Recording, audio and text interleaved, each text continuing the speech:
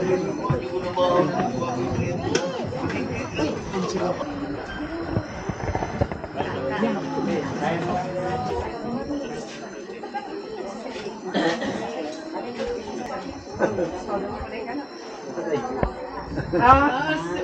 praying hands. Isa pa ninyo mag-uji na natin.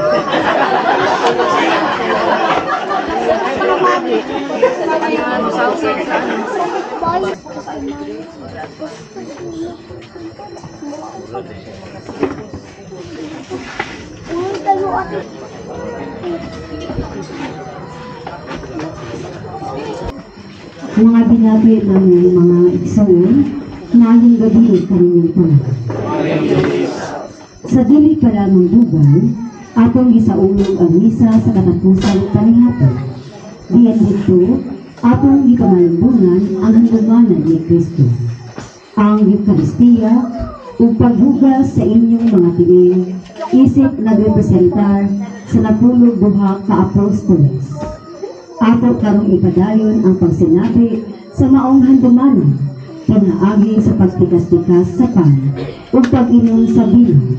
Diin naglarawan kini sa lawas ug dugo ni Kristo.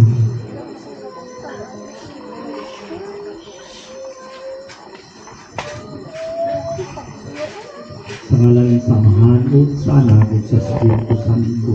Amen. Ang Ginoo manaakan ninyo. Ang santo sa Ebanghelyo sumala ni San Lucas.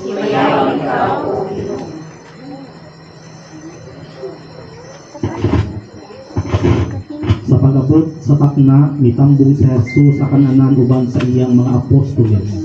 Ug niingon siya kanila, dako kaayo ang akong tinguha sa pagkaon uban kaninyo. Niining panihapon sa pangilin, sa pagsaylo. Sa dili pa ako makantos, kay sultihan ko kamo, nga dili nagayon ako mukao nini hangtod nga himuon kini didto sa gingharian sa Dios. Unya gikuha ni Jesus ang kupa, ug nagpasalamat siya sa Dios ug niingon, dawata kini ug bahinan ninyo. Kay sultihan ko kamo, nasukat karon dili na ako moinom, niini hangtod nga moabot ang gingharian sa Dios. Unya gikuha niya ang pan, ug nagpasalamat siya sa Dios. Unya gibikas-bikas niya kini ug gihatag kanila nga nag-ingon, kini mao ang akong lawas nga gihatag alang kaninyo. Buhatan ninyo kini agi paghandom kanako. Human sa panihapon, gikuha usab niya ang kupa ug nagpasalamat siya sa Dios. Ug gihatag niya kini kanila ug niingon siya, kining kupa mao ang bag-ong kasabutan sa Dios. Pinmanan sa akong dugo nga giulak alang kaninyo. Ang Ebanghelyo sa atong Ginoo. Ang lingkod na.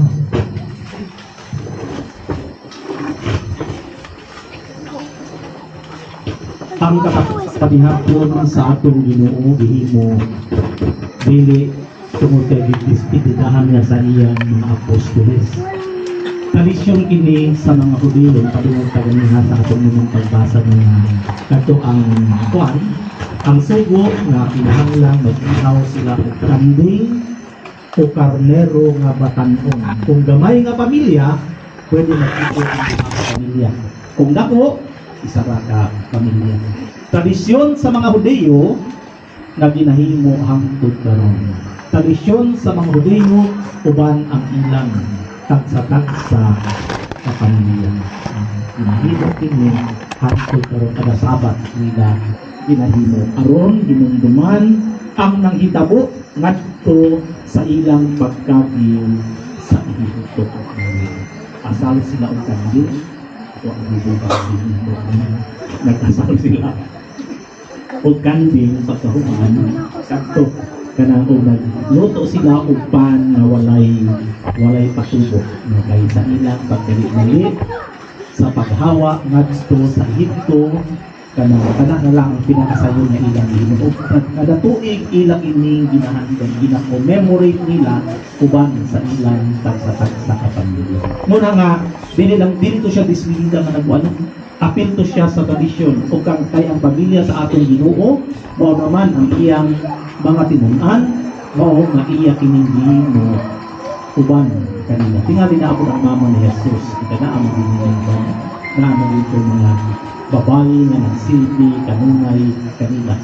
Surely present ang mahal nga Birhen Maria.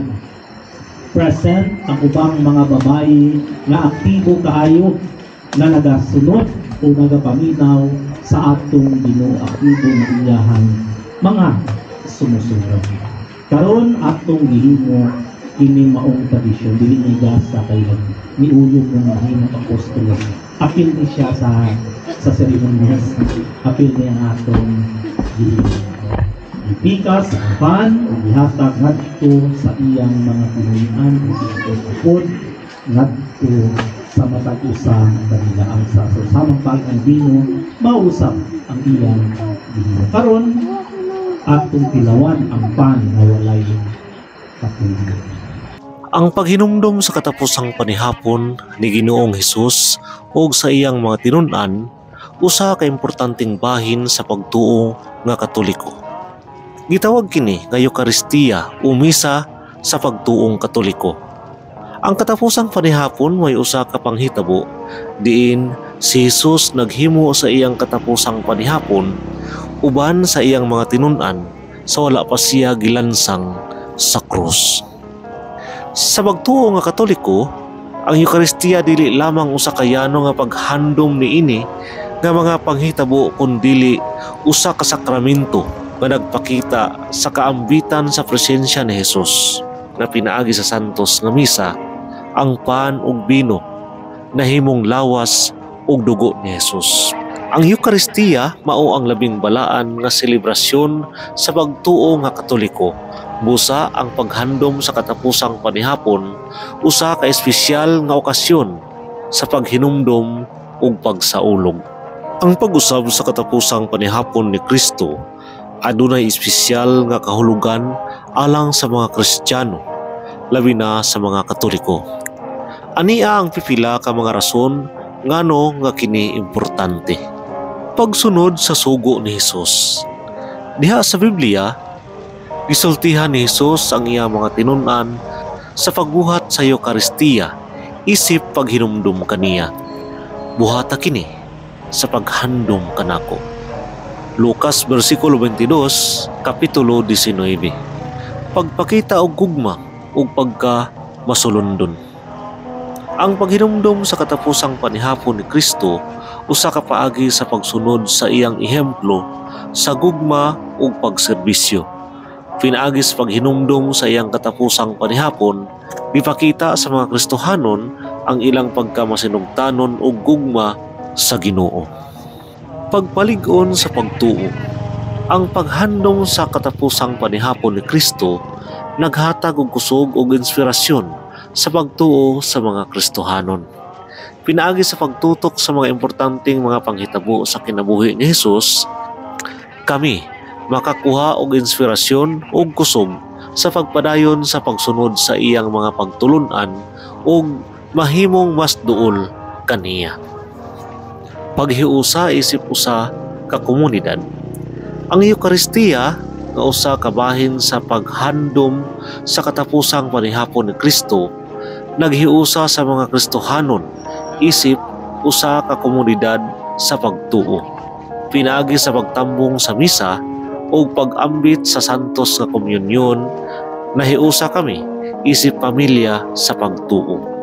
Sa kinatibuk-an, ang paghinumdom sa katapusang panihapon ni Kristo dili lamang sa paghinumdom sa nangagi, kundi usa ka importante nga bahin sa Kristohanong pagtuo nga naghatag og kalig-on, inspirasyon, panaghiusa sa panaw Kristohanong pagtuo.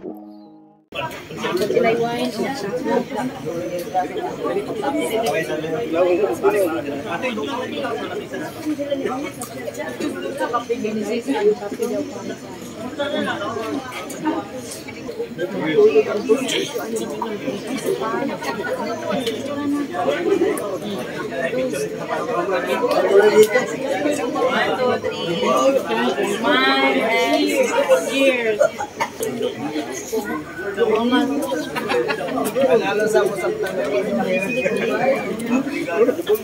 So,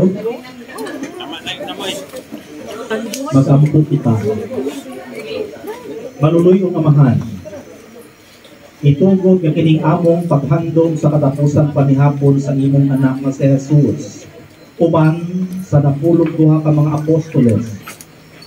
Magatod unta kini kanamo diha sa pagsabot sa pulong gugma. Ug pagtahan sa kaugalingon alang sa kaayuhan. Sa uban diha kanimo. Himuang nga ang matagutlo sa among kinabuhi, mapadayag namo sa among ang imong kahalangdon o kamahigugmaon. Kini among ipangayo, pinaagi ni Kristo among Ginoo ug manluluwas. Amen. Sa ngalan sa Amahan ug sa Anak ug sa Espiritu Santo. Amen. Happy pa.